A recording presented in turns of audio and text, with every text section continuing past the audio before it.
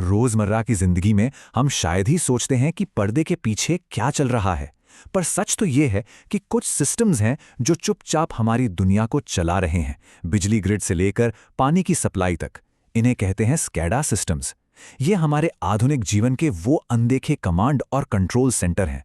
तो आइए आज इसी की पड़ताल करते हैं, समझते हैं कि ये सिस्टम काम कैसे करते हैं और इनका डिजाइन हम सबके लिए इतना मायने क्यों रखता है।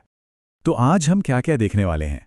सबसे पहले हम समझेंगे कि इतने बड़े बड़े इंडस्ट्रियल ऑपरेशंस को कंट्रोल करने में क्या चुनौती आती है। फिर हम स्केडा के ब्लूप्रिंट को देखेंगे, मतलब ये सिस्टम बने कैसे होते हैं। उसके बाद इंसान और मशीन के कनेक्शन पर बात करेंगे, और हाँ, ये भी देखेंगे कि कैसे एक छोटा सा डिज़ाइन किसी बड़ी मुसीबत को टाल सकता है। और आखिर में हम स्केडा की असली ताकत, उसकी रियल टाइम पावर को समझेंगे। तो चलिए शुरू करते हैं पहले हिस्से से। सबसे पहले इस बात को समझना जरूरी है कि ये सिस्टम कितने बड़े पैमाने पर काम करते हैं। मतलब हम यहाँ सच में बहुत बड़े और कॉम्प्लेक्स ऑपरेशंस की बात कर रहे हैं। जरा इस सवाल के बारे में सोचिए। एक पूरा शहर और उसकी पानी की सप्लाई, जिसमें हजारों पाइप, पंप, वॉल्व सब कुछ है। अब इस पूरे नेटवर्क को सिर्फ एक कमरे से कैसे कंट्रोल किया जाता होगा? ये सुनने में ही कितना मुश्किल लगता है ना? खैर, इसी का जवाब है SCDA सिस्टम। तो स्काडा का फुल फॉर्म है supervisory control and data acquisition. अब ये सुनने में बड़ा टेक्निकल लगता है, पर असल में ये एक आर्किटेक्चर है। इसे ऐसे समझिए कि ये एक सुपरवाइजर है, एक ऐसा सिस्टम जो बहुत बड़ी, दूर दूर तक फैली चीज़ों पर नज़र रखता है और उन्हें कंट्रोल भी करता है, जैसे कि कोई लंबी सी पाइपलाइन हो या फिर पूरा का पूरा पावर ग्रिड। तो एक स्कैडा सिस्टम के 4 मेन काम होते हैं। पहला, सुपरविजन, यानी पूरे ऑपरेशन पर नजर रखना। दूसरा, कंट्रोल, मतलब ऑपरेटर को दूर से ही कमांड भेजने की ताकत देना। तीसरा, डेटा एक्विजिशन, यानी ढेर सारा डेटा इकट्ठा करना। और चौथा, जो शायद सबसे जरूरी है, अलार्म मैनेजमेंट, मतलब कहीं कोई भी गड़बड़ हो तो ऑपरेटर को तुरंत अलर्ट करना। ठीक है, तो सवाल यह है कि यह सब होता कैसे है। चलिए अब इसकी बनावट को समझते हैं। आप इसे किसी इंडस्ट्री का सेंट्रल नर्वस सिस्टम मान सकते हैं। बिल्कुल वैसे ही एक सेंट्रल ब्रेन होता है और उसकी नसें पूरे प्लांट या नेटवर्क में फैली होती हैं। इस नर्वस सिस्टम के 4 मुख्य हिस्से होते हैं। सबसे पहले आता है MTU, यानी मास्टर टर्मिनल यूनिट। यह है सिस्टम का दिमाग। फिर आते हैं RTUs और PLCs। ये फील्ड एजेंट्स की तरह हैं जो सीधे मशीनों से बात करते हैं। इन सबको जोड़ने का काम करता है कम्युनिकेशन नेटवर्क। ये नसें हैं। और आखिर में आता है HMI, यानी ह्यूमन मशीन इंटरफेस। ये ऑपरेटर की वो खिड़की है जिससे वो पूरे सिस्टम को देख और समझ पाता है। तो ये RTUs क्या करते हैं? RTU का मतलब है रिमोट टर्मिनल यूनिट। कह सकते हैं कि ये सिस्टम के हाथ और आंखें हैं। ये फील्ड में लगे होते हैं, मतलब जहां असल में काम हो रहा है वहां ये सेंसर से डेटा इकट्ठा करते हैं, जैसे कि पानी का प्रेशर कितना है या तापमान क्या है।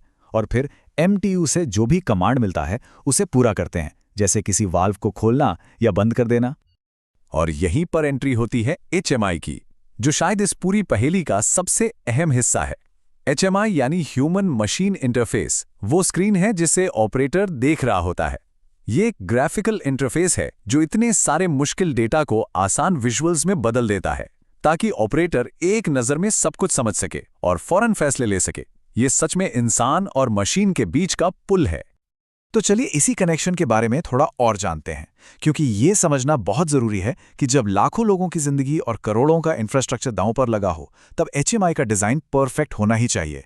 उसमें कोई गुंजाइश नहीं होती। एक अच्छे HMI डिज़ाइन के कुछ बहुत ही सिंपल लेकिन पावरफुल नियम होते हैं। पहला, जो जानकारी सबसे ज़रूरी है वो सबसे सामने और साफ दिखनी चाहिए। दूसरा, रंगों का इस्तेमाल लॉजिकल होना चाहिए, जैसे लाल रंग का मतलब हमेशा खतरा या अलार्म ही हो। और तीसरा, जानकारी को लेयर्स में दिखाया जाना चाहिए, मतलब पहले एक बड़ा ओवरव्यू दिखे और फिर अगर ज़रूरत हो तो डिटेल्स में जाया जा सके। तो चलिए अब देखते हैं कि इन सिद्धांतों का असल दुनिया में क्या असर होता है, खासकर तब जब कोई इमरजेंसी आ जाए। क्योंकि एक अच्छा डिज़ाइन सिर्फ सहूलियत के लिए नहीं होता, ये सुरक्षा की पहली दीवार है। यहाँ एक बहुत अच्छा उदाहरण है कि खराब और अच्छे अलार्म डिज़ाइन में क्या फ़र्क होता है। एक तरफ है अलार्म फ्लड, जहां सैकड़ों गैर ज़रूरी अलार्म एक साथ बज रहे हैं, जिससे ऑपरेटर पूरी तरह कंफ्यूज हो जाएगा। और दूसरी तरफ है एक साफ सुथरी स्क्रीन।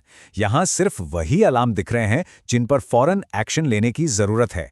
इसी को कहते हैं सिचुएशनल अवेयरनेस, मतलब ऑपरेटर को पता है कि असल में हो क्या रहा है। चलिए इसे एक वाटर ट्रीटमेंट प्लांट के उदाहरण से समझते हैं। एक अच्छे डैशबोर्ड पर ऑपरेटर को एक नज़र में फ्लो रेट का ट्रेंड दिखना चाहिए, ताकि पता चले कि प्लांट डिमांड पूरी कर पा रहा है या नहीं। एक मास्टर अलार्म स्टेटस होना चाहिए, लाल, पीला या हरा, जिससे सिस्टम की हेल्थ का तुरंत पता चल जाए। और हाँ, रिजर्वायर में पानी का लेवल कितना है ये भी साफ दिखना चाहिए, ताकि आगे की प्लानिंग हो सके। चलिए अब हम अपने आखिरी हिस्से पर आते हैं। यहाँ हम स्कैडा की सबसे बड़ी ताकत यानी उसकी रियल टाइम पावर को समझेंगे और साथ ही ये भी जानेंगे कि ये दूसरे इंडस्ट्रियल सॉफ्टवेयर से अलग कैसे है। अक्सर लोग स्काडा और MES जैसे दूसरे इंडस्ट्रियल सॉफ्टवेयर में कंफ्यूज हो जाते हैं। MES का मतलब है मैन्युफैक्चरिंग एग्जीक्यूशन सिस्टम, पर इन दोनों में एक बुनियादी फर्क है। स्काडा का फोकस होता है मशीनों के तुरंत कंट्रोल पर, मतलब सेकेंड्स और मिनट्स के लेवल पर, जबकि MES जैसे सिस्टम का फोकस होता है प्रोडक्शन के मैनेजमेंट पर, जो मिनट्स और घंटों की स्केल पर काम करता है। तो आज की इस पूरी बातचीत से हमें क्या सीखने को मिला? पहली बात, स्काडा बड़े बड़े ऑपरेशंस के लिए सेंट्रलाइज्ड सुपरविजन और कंट्रोल देता है। दूसरी बात, HMI ऑपरेटर के लिए सबसे जरूरी खिड़की है और उसका डिजाइन बिल्कुल साफ और असरदार होना चाहिए। तीसरी, एक अच्छा अलार्म मैनेजमेंट सिस्टम किसी भी बड़ी गड़बड़ी को होने से रोक सकता है। और आखिरी बात, स्काडा ही वो फ्रंटलाइन सिस्टम है जो रियल टाइम में डेटा और कंट्रोल देता है। और जाते जाते एक सवाल छोड़कर जा रहा हूं, जैसे जैसे हमारी दुनिया ऑटोमेशन पर और ज़्यादा निर्भर होती जा रही है, हमें यह सोचना होगा कि एक इंटरफेस के डिज़ाइन में की गई एक छोटी सी गलती की असली कीमत क्या हो सकती है। ये एक ऐसा सवाल है जो आने वाले समय में और भी ज़्यादा ज़रूरी होता जाएगा।